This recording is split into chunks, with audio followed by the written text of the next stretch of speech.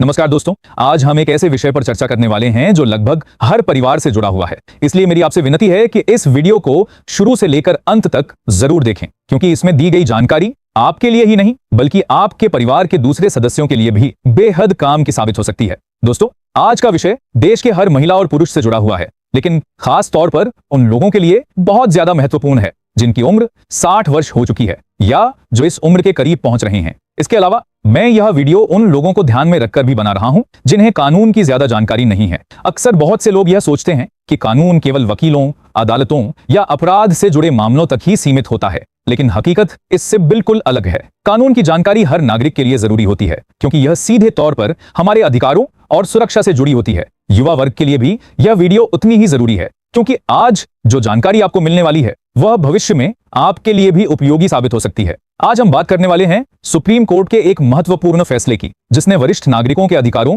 और उनकी सुरक्षा को लेकर एक बड़ा फैसला लिया है। इस फैसले को समझना हर उम्र के व्यक्ति के लिए जरूरी है, ताकि बुजुर्ग अपने अधिकारों को पहचान सकें और युवा समय रहते अपनी जिम्मेदारियों को समझ सकें। अगर आपकी उम्र 60, 70 या 75 वर्ष से अधिक है तो यह जानकारी आपके लिए और भी ज्यादा अहम हो जाती है। आखिर सुप्रीम कोर्ट ने वर्ष 2026 में वरिष्ठ नागरिकों को लेकर क्या महत्वपूर्ण बातें कही हैं, कौन से अधिकारों को लेकर स्पष्ट निर्देश दिए गए हैं और बुजुर्गों को इससे क्या लाभ मिल सकता है, इन सभी विषयों पर हम इस वीडियो में विस्तार से चर्चा करेंगे। सबसे पहले यह समझ लेते हैं कि वरिष्ठ नागरिक या सीनियर सिटीजन किसे कहा जाता है। हमारे देश में सामान्य रूप से 60 वर्ष या उससे अधिक आयु वाले व्यक्तियों को वरिष्ठ नागरिक माना जाता है। वहीं महिलाओं के मामले में कई जगहों पर 58 वर्ष की आयु के बाद भी उन्हें वरिष्ठ नागरिक की श्रेणी में शामिल किया जाता है। यानी पुरुषों के लिए 60 वर्ष और महिलाओं के लिए लगभग 28 वर्ष की आयु के बाद उन्हें वरिष्ठ नागरिक माना जाता है। आप सभी जानते हैं कि भारत में वरिष्ठ नागरिकों की संख्या बहुत बड़ी है,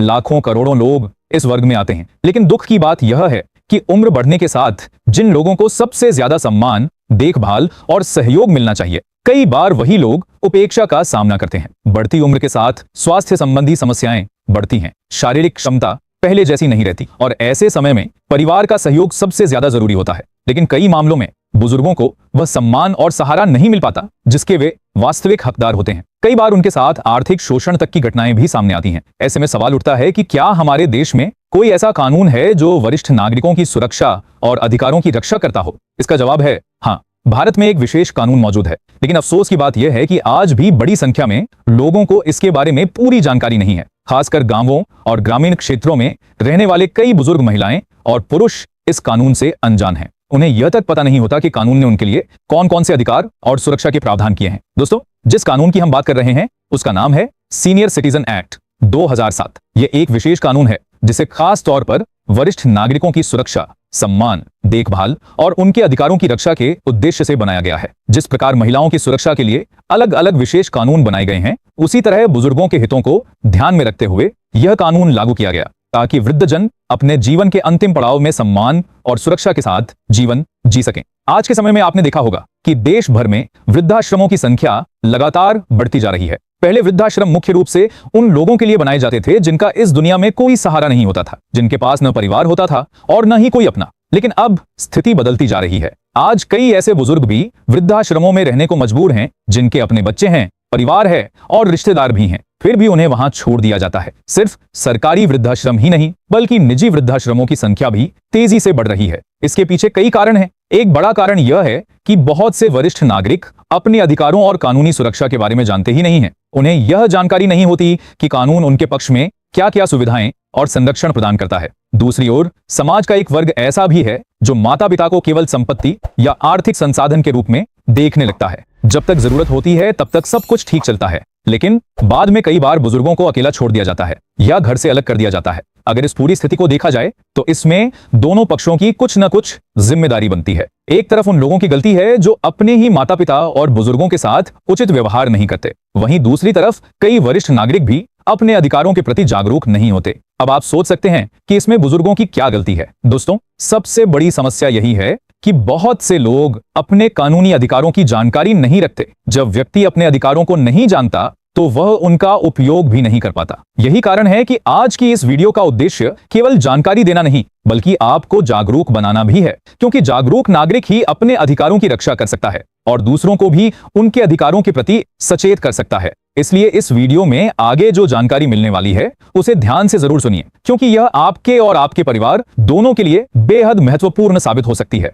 आगे बढ़ने से पहले मैं आपसे एक छोटी सी अपील करना चाहूंगा। आज जो जानकारी मैं आपके साथ साझा कर रहा हूं, ऐसी बातें अक्सर लोगों तक पहुंच ही नहीं पाती। इसीलिए अगर आपको यह जानकारी उपयोगी लगे तो वीडियो को लाइक जरूर करें, चैनल को सब्सक्राइब करें और इस वीडियो को ज्यादा से ज्यादा बुजुर्गों तक पहुंचाने की कोशिश करें ताकि वे भी अपने अधिकारों के प्रति जागरूक हो सकें। दोस्तों, सरकार ने वरिष्ठ नागरिकों की सुरक्षा और अधिकारों की रक्षा के लिए सीनियर सिटीजन एक्ट 2007 बनाया है। लेकिन सबसे बड़ी समस्या यह है कि बहुत से लोगों को इस कानून की जानकारी ही नहीं होती। यही कारण है कि वे अपने अधिकारों का लाभ नहीं उठा पाते। आज भी ऐसे कई मामले सामने आते हैं जहां बेटा, बेटी, बहू या परिवार के अन्य सदस्य संपत्ति के लालच में माता पिता को परेशान करते हैं। कई बार तो हालात इतने खराब हो जाते हैं कि बुजुर्गों को अपने ही घर से बाहर निकलने पर मजबूर कर दिया जाता है। लेकिन यहां एक बात अच्छी तरह समझ लीजिए, अगर घर, जमीन, फ्लैट या कोई भी संपत्ति आपने अपनी मेहनत की कमाई से खरीदी है तो उसके असली मालिक आप हैं। केवल बेटा, बेटी या बहू होने से किसी को उस संपत्ति पर अधिकार नहीं मिल जाता।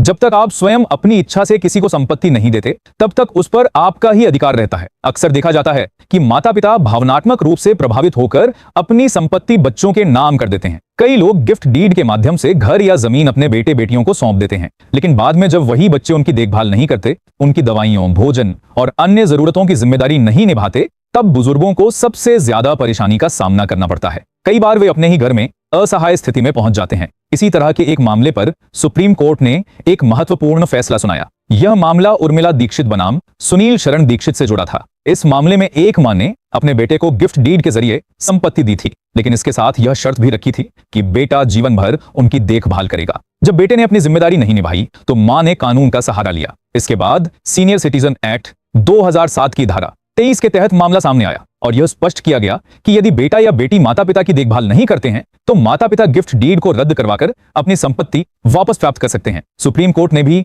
इसी सिद्धांत को मजबूती से स्वीकार किया। दोस्तों, यह बात भी ध्यान रखने योग्य है कि यह कानून विशेष रूप से वरिष्ठ नागरिकों के लिए बनाया गया है। सामान्य तौर पर इसका लाभ वही लोग उठा सकते हैं जो वरिष्ठ नागरिक की श्रेणी में आते हैं। इस कानून का उद्देश्य बुजुर्गों को आर्थिक, सामाजिक और पारिवारिक सुरक्षा प्रदान करना है। एक और महत्वपूर्ण बात यह है कि अगर किसी बुजुर्ग के बेटे नहीं हैं, लेकिन पोते या पोतियां सक्षम हैं, तो कुछ परिस्थितियों में उनसे भी देखभाल और सहायता की अपेक्षा की जा सकती है। वहीं कई लोग यह गलतफहमी रखते हैं कि केवल बेटों की जिम्मेदारी होती है और बेटियों की नहीं, जबकि कानून ऐसा नहीं कहता। यदि बेटी आर्थिक रूप से सक्षम है तो वह भी अपने माता पिता की देखभाल करने की जिम्मेदारी से मुक्त नहीं है। जिस तरह संपत्ति में बेटा और बेटी दोनों को समान अधिकार मिलते हैं, उसी प्रकार माता पिता की देखभाल की जिम्मेदारी भी दोनों की समान रूप से मानी जाती है। कई वरिष्ठ नागरिक अदालत या कानूनी प्रक्रिया से घबराते हैं। उन्हें लगता है कि मामला वर्षों तक चलता रहेगा और उन्हें न्याय नहीं मिल पाएगा। लेकिन सीनियर सिटीजन एक्ट के अंतर्गत कई मामलों में त्वरित सुनवाई की व्यवस्था की गई है ताकि बुजुर्गों को जल्द राहत मिल सके।